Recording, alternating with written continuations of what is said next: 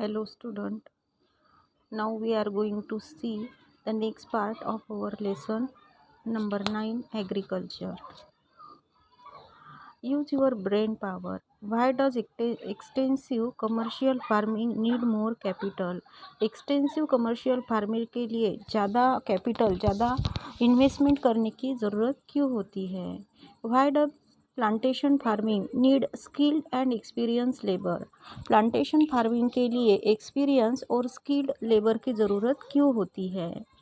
Market gardening is a type of cultivation developed in modern times. Market gardening cultivation की एक ऐसी type है जो मॉडर्न टाइम्स में डेवलप हुई है.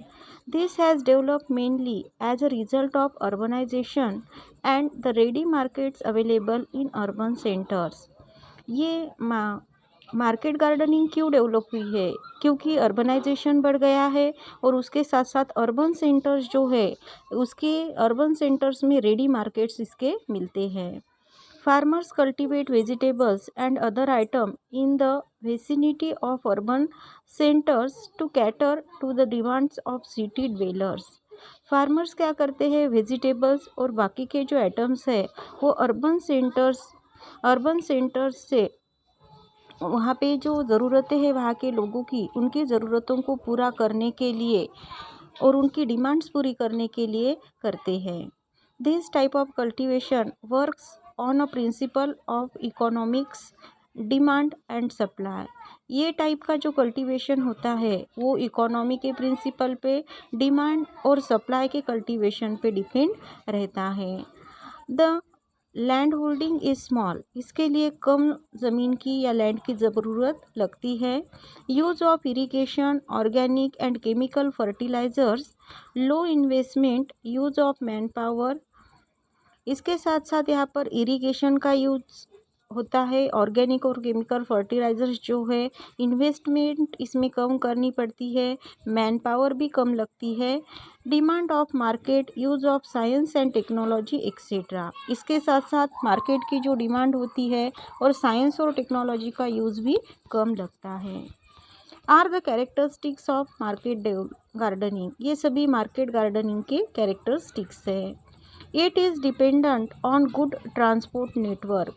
अच्छे तरीके का अगर ट्रांसपोर्ट का नेटवर्क होगा तो उसके ऊपर भी ये डिपेंड रहता है. The quality and price of the product is determined by rapid transport.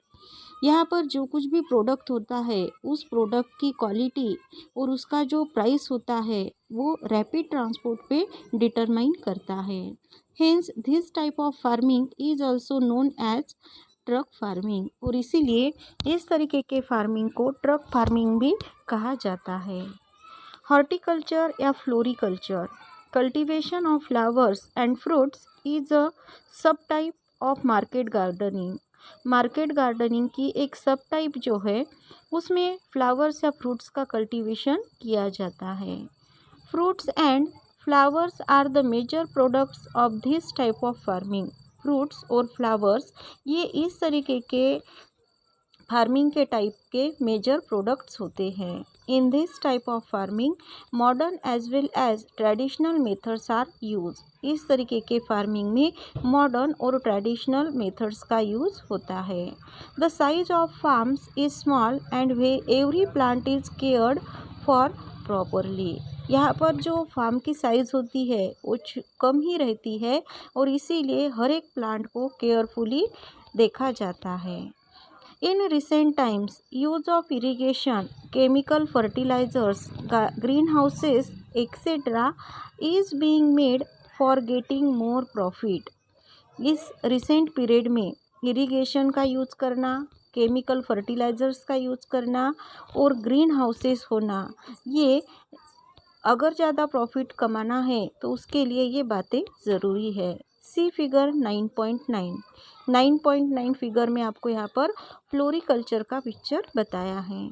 Major products of horticulture are flowers like lily, gerbera, tulip, dahlia, chrysanthemum, marigold etcetera. Horticulture के जो फार्मिंग होती है उसमें मेन प्रोडक्ट्स रहते हैं flowers के, जिसमें lily, gerbera, tulip, डलिया, मारीगोल्ड और चेरी सैंथमम आते हैं। This fetch a good price in the market, क्योंकि इन टाइप के फ्लावर्स को मार्केट में अच्छी प्राइस मिलती है। Different native and exotic fruits like mangoes, custard apples, grapes, bananas, pomegranates, dragon fruits, cherries, oranges, raspberries, strawberries, mulberries, etc. are cultivated in fruit farming.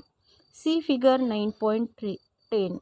9.10 की figure में बताया है, अगर फ्रूट्स का कल्टीवेशन करना होता है, डिफरेंट नेटिव और एग्जॉटिक फ्रूट्स जैसे कि मैंगोज आते हैं, कस्टर्ड एप्पल, ग्रेप्स, बनाना, पोमीग्रेट आता है, स्ट्रॉबेरी, ऑरेंजेस, चेरीज, तो इसका कल्टीवेशन फ्रूट फार्मिंग में किया जाता है। At places like Mahabaleshwar, Panchgani, Pune, Nagpur, Jalgaon, Nashik etcetera.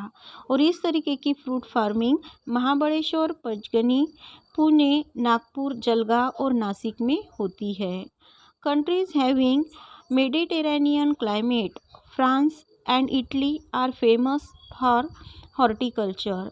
जहाँ पर मेडिटेरियन क्लाइमेट होता है, ऐसी कंट्रीज़ जिसमें फ्रांस और इटली आते हैं, ये हॉर्टिकल्चर के लिए फेमस माने जाते हैं। Do you know organic farming, the nutrient requirements of the crops is fulfilled by soil and therefore replacement of used up nutrients is necessary। Nutrients की सॉइल की जो डिमांड होती है क्रॉप्स के लिए, क्रॉप्स की न्यूट्रिशंस की जो डिमांड होती है वो सॉइल के थ्रू पूरी होती है और इसीलिए replenishment of use of nutrients is necessary. इसके लिए न्यूट्रिएंट्स का रिप्लेनिशमेंट होना ज़रूरी है। Nutrients are also use abundantly to increase the yield. यहाँ पर प्रोडक्ट जो है उस प्रोडक्ट को बढ़ाने के लिए भी न्यूट्रिएंट्स का यूज़ किया जाता है। Organic fertilisers are prepared for this purpose, और इसके लिए ऑर्गेनिक फर्टिलाइज़र्स तैयार करते हैं। The litter should be decompose in the ground. Litter जो होता है उसे ग्राउंड में डिकम्पोज करते हैं। गैसेस लाइक सिसबेनिया और grasses like susbania or jute are also buried in the soil for making manure। Manure बनाने के लिए सिसबेनिया और जूट जैसे ग्रासेस को ज़मीन में बरी करते हैं। Cow dung and compost manures are use. Cow dung और कंपोस्ट मैन्योर्स भी यूज किए जाते हैं। Vermicompost is obtain from organic waste. Vermicompost जो है वो ऑर्गेनिक वेस्ट से ऑब्टेन किया जाता है। When farming is done using all the waste matter mixed in the soil, it is called organic farming.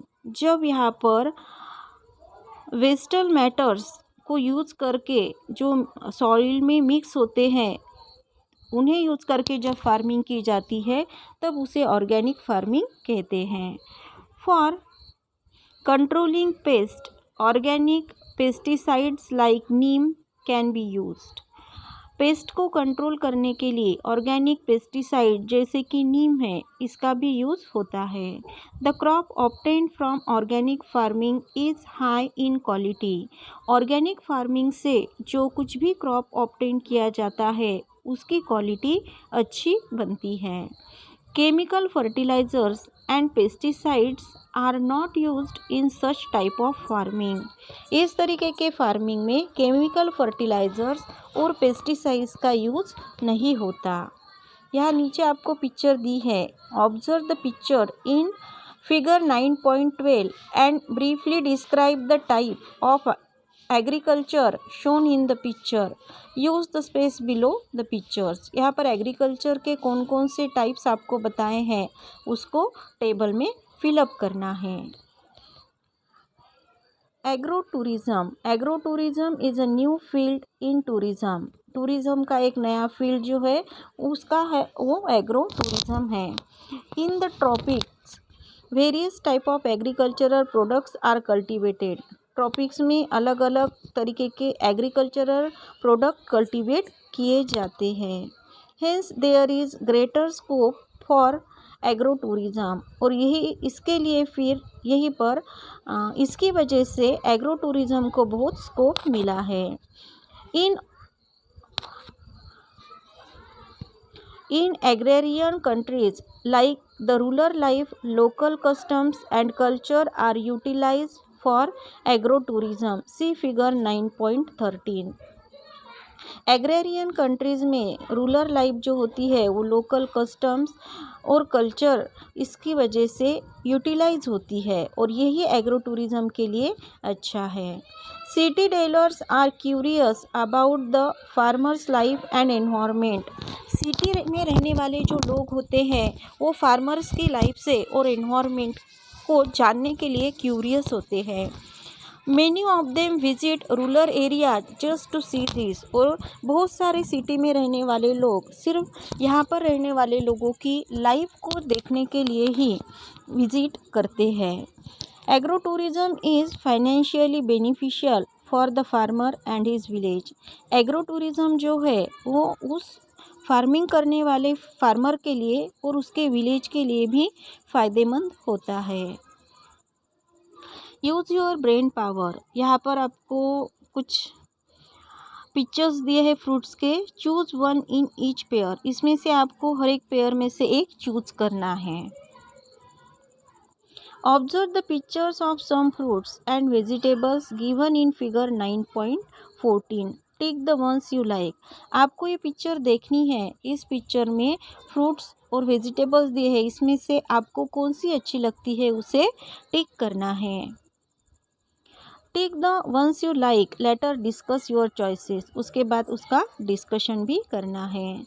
Geographical explanation. After the discussion you may realise that those fruits and vegetables look fresh and attractive may not have ripened using proper methods. अब यहाँ पर picture में आपको जो एक ही तरीके के दो फ्रूट्स बताए हैं या वेजिटेबल्स है, तो जो कोई भी फ्रूट्स यहाँ पर आपको फ्रेश लग रहे हैं उन्हें यहाँ पर तैयार करने के लिए कोई भी प्रॉपर इस मेथड से ही प्रॉपर ऐसी मेथड यहाँ पर यूज़ नहीं की गई है जो बहुत ज़्यादा आपको सूखे हुए लग रहे हैं।